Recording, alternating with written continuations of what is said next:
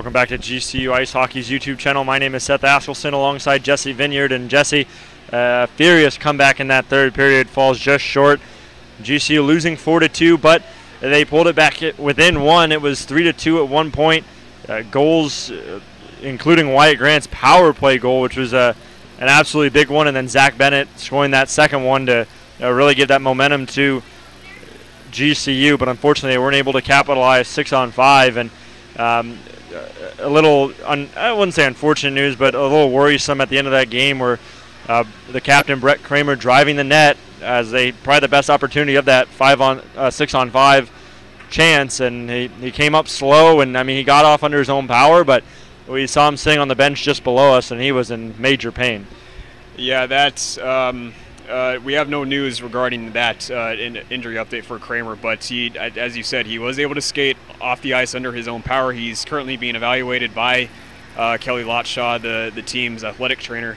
If he's not able to go tomorrow, that would be an absolute huge loss for GCU. He is the captain for a reason. He is the leader of this team, and he's a good defender as well. Up until that point, as you mentioned, GCU, they were staging a pretty good comeback, and Kramer, he was the leader of that team up to that point, getting his team a lot of chances to get that potential tying goal. Just unfortunately never came.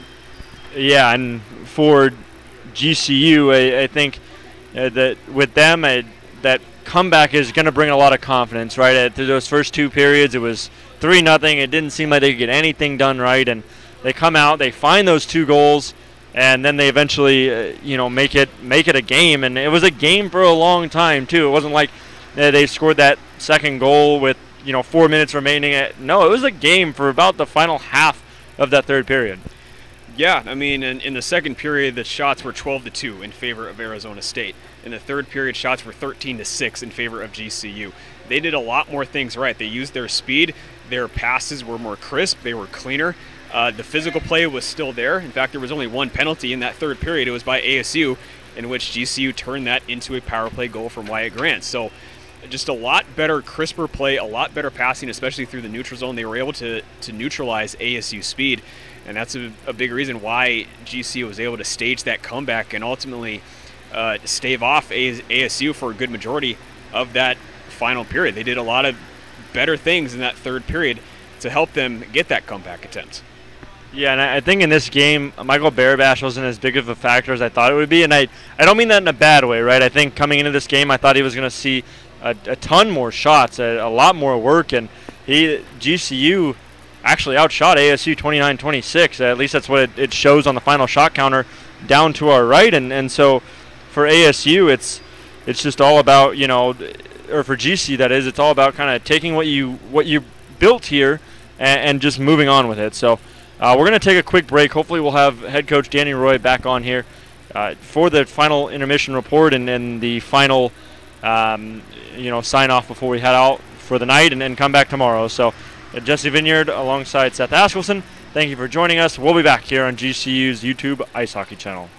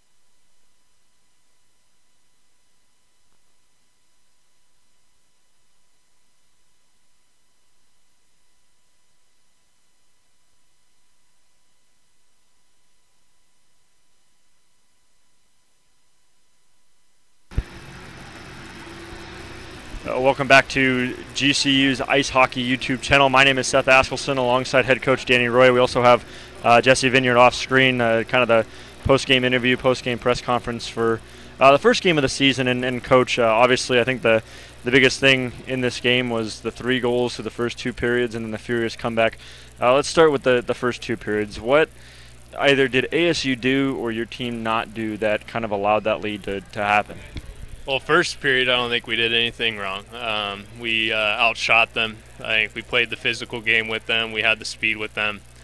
Just one bad line change on that rush led to an odd man situation, allow them to get a cleanup goal right there. So really, the first period we were right there with them. Second period came out flat at the start, right at the drop of the puck, and then got a little into the undisciplined stuff and feeding into their undisciplined play of trying to draw us into penalties, and we got into penalty trouble. 5-on-5, we were a good team with them. When we had the power play, we were running it around, and when we have to shorten up our bench and lose our rhythm because we're taking penalties and undisciplined penalties, that's where you saw the gap in that second period. So you remove that second period out there, and it's a 2-1 game us.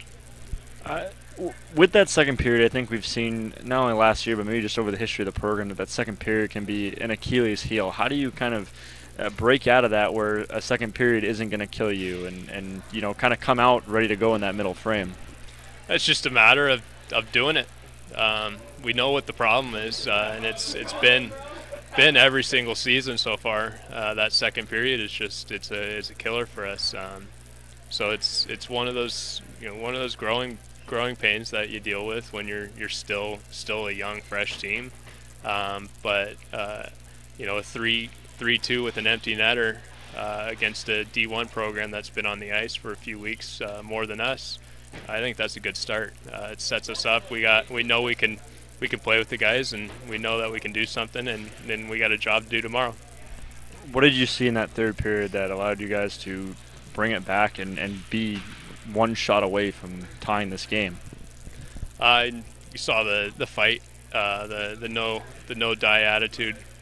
We came out and did what we talked about right after that second period. We went in the locker room and said we need to clean it up. We need to be the professional program that we've talked about going into our camp and into our practices, and come out and play our game. Stay out of the BS and put our 5-on-5 stuff to work and make the hockey dictate the game and not ourselves. Power play, they did end up scoring a goal, but a lot more opportunities that they weren't able to capitalize on. Are you pleased with the way your power play played, or is there something more you want to see out of them? No, there's a lot of potential. I mean, we got to work on it for maybe 40 minutes on Thursday. That was the first time we threw a power play, and we didn't even throw a power play unit together. We just threw the lines together and looked at what we had. So for us to go right into a game and have puck movement and have guys setting up plays and stuff, I'd like to see a little more shot opportunities out of it. But you could see the guys know what to do with each other. They know where to be off the puck and set things up with each other. So that was a big issue for us last year, was our power play. And if our power play continues to grow off of what we saw tonight, we're going to be pretty dangerous when we got a 5-on-4. We saw your captain, Brett Kramer, went down with 10 seconds ago. Kind of an awkward play as he was driving the net, and he got bumped. Do you have any update, or at least an update that you're allowed to kind of report to us on him? I haven't talked to our trainer yet to figure out what's going on. I know he's a little uncomfortable right now. There's some blood on the jerseys from him, so haven't figured out what's going on. We don't want to lose anything on our defensive end, especially with Kramer. So he's got the night off tomorrow night anyways, so it's going to give him a extra day to rest, and we're not going to throw him back in. But yeah, hopefully it's nothing serious. It doesn't look to be serious, but it's definitely painful. Any reason for the planned day off that was obviously decided before this game? Just prior engagements that he already had planned that he can't change. So it's one of those things when, and we got some D that we'll throw into the lineup for him, and we'll come back ready. Can you give us a name of who might fill in that spot? We got Drew Cronin, who's sitting out tonight. He's a new kid to the program.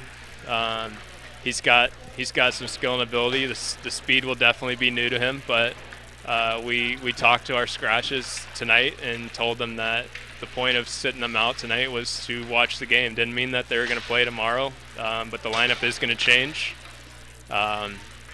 and for them to watch and study the game and get a good idea of what they're in for if they get thrown in the lineup.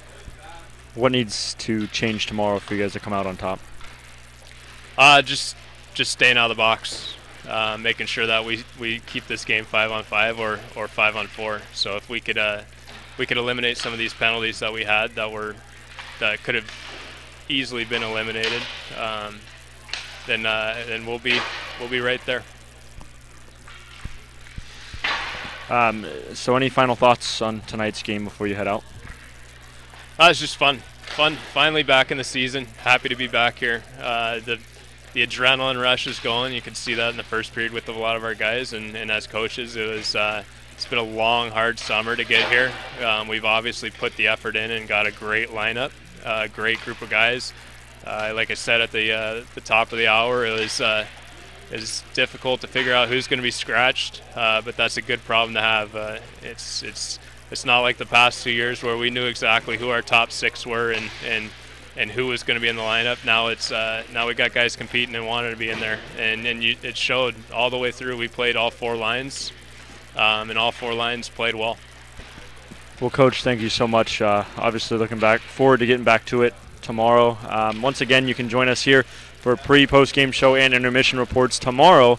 Puck drop is scheduled for 7 p.m., so come on back for all that. So for Jesse Vineyard, for head coach Danny Roy, Trey Green, who was on during the first intermission, my name is Seth Askelson. Thank you for joining us, and have a great rest of your night.